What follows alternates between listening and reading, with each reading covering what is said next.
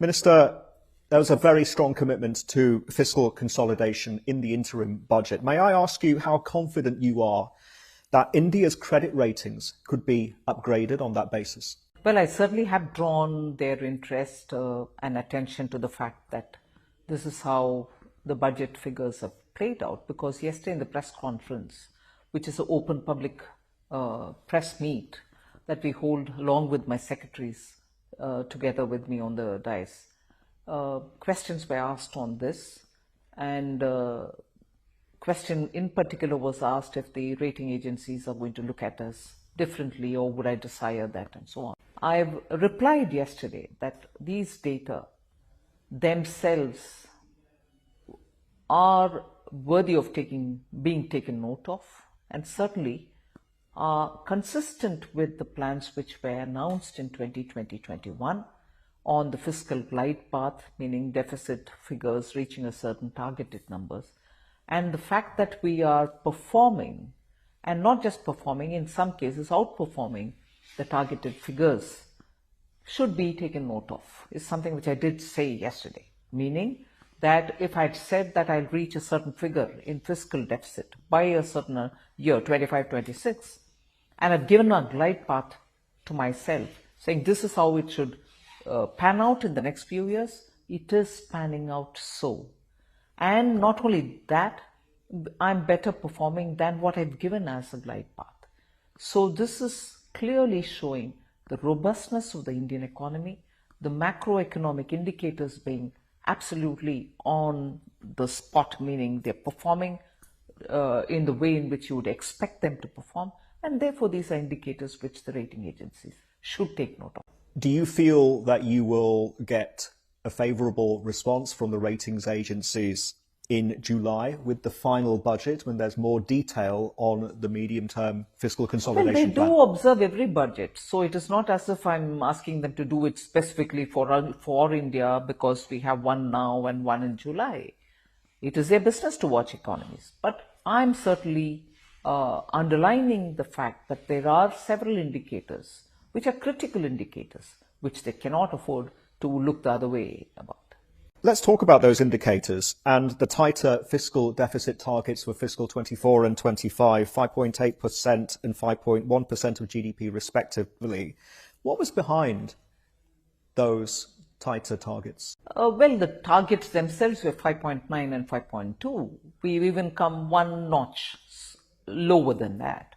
It's also because of the way in which we have managed with sense of prudence, where wasteful expenditure could be avoided, where optimal utilization of money could be done. For per rupee spent, I need to get enough bang for the buck. So we worked towards that. And even better, by adopting technology and doing direct benefit transfer of money to those beneficiaries who should receive it, we've ensured that ghost entities don't benefit from these kind of transfers, and therefore the money reaches in time, spurs demand in the ground, and so on. So using technology has been a very big boon in the process. People have liked it because they don't have to worry about middlemen. They get it on time. There's no delay in getting the money. And above all, government is also showing how transparency brings in confidence in the minds of people. Can we talk about the broader macro environment that India is subjected to, and with particular regard to the external sources of revenue? Is export growth at risk, Minister, given the uncertain global economic climate? Well, despite the challenges of slowing demand elsewhere, particularly in Europe, despite it, our exports have grown and consistently remaining in a growing path. Equally, I think our exporters are also showing their keenness to spread to newer areas which had not been accessed earlier. Example, in some parts of Africa, Indian diaspora did not exist, but still our traders and merchants have gone there to see if they can access those markets. Even better, even countries in the South American continent, Latin America. A lot of countries have shown enthusiasm and interest to work together with India, Brazil, for instance, in particular for agriculture-related matters, exports from here, technology sharing, whether we are talking about biomass and from bagasse, the waste from sugar extraction, how to use it better and so on. So there's a lot of exchange of ideas as much as goods and services. So our exports are looking at newer. Even better are the fact that newer areas of innovation and newer areas of manufacturing have created a buzz about India's capacities. So a lot of new people are accessing India for either, let us say, for instance, because of the G20, we were able to showcase our digital public infrastructure. It's an India stack that we call, which has very many layers in it. Countries have shown interest in each of these layers, some in few of them and some in the entire stack itself. So those also have become today commercially tenable for exports. Therefore, India not only is looking at traditional sectors from where our export earnings have come, are also looking at newer areas which have opened up newer markets for us. So it's about diversification and building resilience in terms of the global reach that India has. Back to the fiscal strategy, Minister, what could restrict the government's ability to meet its fiscal deficit targets? I don't see any major challenge except that which can come out of an external challenge. Supply side shocks, yes, climate and shocks. Uncertainties in the global strategic arena, or I hope not, but any war related. We don't want more wars, we want peace, we want even those running battles to settle down. So if uncertainties which are of external nature can hit us, we don't know how it can pan out. But I think largely we have ensured that we are covered very well. Debt affordability, debt servicing costs amid a higher interest rate environment, how onerous are they, and could they be factors that derail confidence? I think in the last 2 years, specifically in the last 2 years, we've made special attempt to understand how our debt is layered and where we can reorder them well within the terms of the borrowings. We are hoping to have them reordered in the sense the handling of our debt has been very efficient.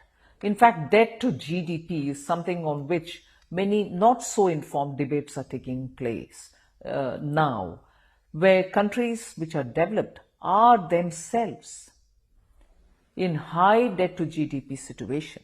Some countries have even reached 300% of their GDP in debt. Some are sitting over 100%, whereas compared to them, India's is well below 100%. And in fact, our external debt is not very high at all. In fact, it can be even higher, but our external borrowings are very limited. External borrowings, if anything, are done by the commercial entities and not the government. Where then does that leave bond sales to fund the deficit and to fund the public spending? What can we expect? What's in the pipeline? I think every half year we announce our calendar during the budget, and every 6 months we announce the specific amounts for which we'll be going out. But as it is, we've announced less of borrowing, and that's why yesterday I think the bond markets have reacted to that announcement. In a way, we are looking at a scenario where we'll not be crowding out the market. We will be adding to more money being made available in the market by our borrowing coming down a bit. So it is leading to a situation where more money will be available for others to borrow. Can you tell us what is next in terms of divestment plans and asset sales? First of all, I think I'll layer that with the template that we've given ourselves in 2021, 22, where the public sector enterprises policy was announced. We said even the core strategic sectors will be available for private participants to work in, which meant that public sector enterprises that are with us will either get consolidated or we would disinvest in them. so that there's efficiency brought in terms of scale and size for those consolidated units. That's a decision of the cabinet. That's an approved decision of the parliament. So we will certainly be keeping in line with it. Equally, we are working before this investments happen. The valuation of such companies are much improved. That is why today you find that public sector listed companies and their valuations are improving. They're performing much better in the stock markets, bringing in professional services or better professionals to manage those companies, bringing efficiencies in them, and also systemic improvements in those public sector enterprises have resulted in greater value. Am I correct in saying, Minister, that the public sector banks could be next? Well, there were already two of them who have been given the approval by the cabinet for this investment. It is also something which I have to do. I should have done it in the last year or year before. But in the meantime, the valuations are improving because of the efficiencies that we've brought in. Government capex spending aimed at crowding in private capex. Is private capex coming in, Minister? Yes, it is coming in. Much better than the last few years.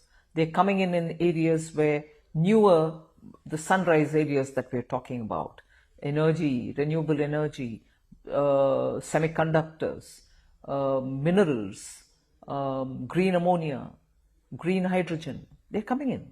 How does the government mitigate the risk of an infrastructure overbuild or overcapacity if the economic cycle slows? I'm not sure India is yet in that comfortable level where you can say, you probably are overdoing on infrastructure. India is still a country with a lot of regional disparity. You need several more infrastructure projects in some of the parts of the country where in the last 50 years you've not had substantial development. So that'll be too far-fetched to speculate upon now.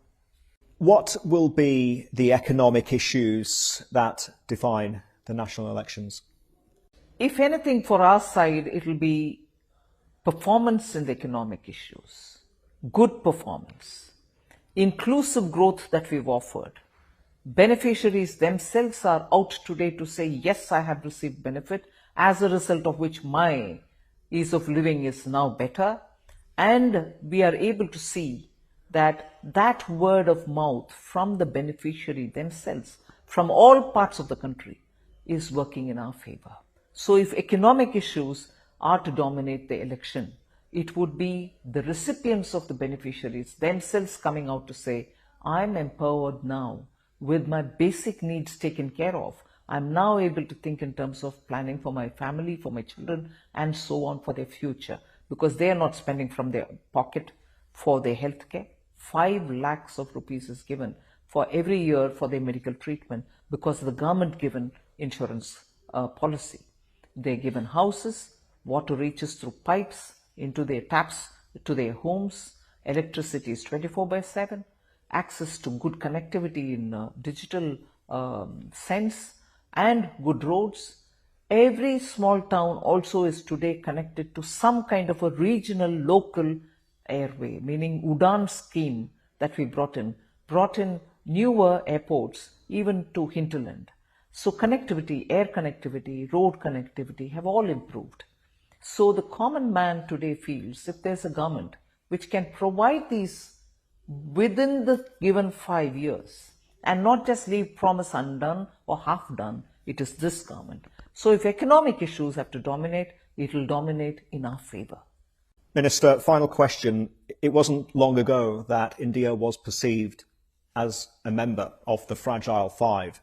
That narrative has changed radically. What then is your message to international investors? That this is a government which believes in stability of policy, a government which believes in taxation regime also remaining stable and predictable, gives clean administration, no hanky-pankies or no corruption charge. In the last 10 years, not a whisper of corruption against this government. And above all, has a perspective which is globally acceptable in the sense open to criticism, well receiving of suggestions, responsive in that business requires governments which listen to them and respond to them. Prime Minister Modi stands out in all these, and that is why I think the global message which I can give is this is a government which brings in policy stability. We need government to continue with the good work done in the last 10 years, and that will be the appeal to Indian voters by this government. And that's a message the global community will have to recognize. Minister, thank you very much. Thank you very much for giving me this opportunity. I'm very grateful. Thank you.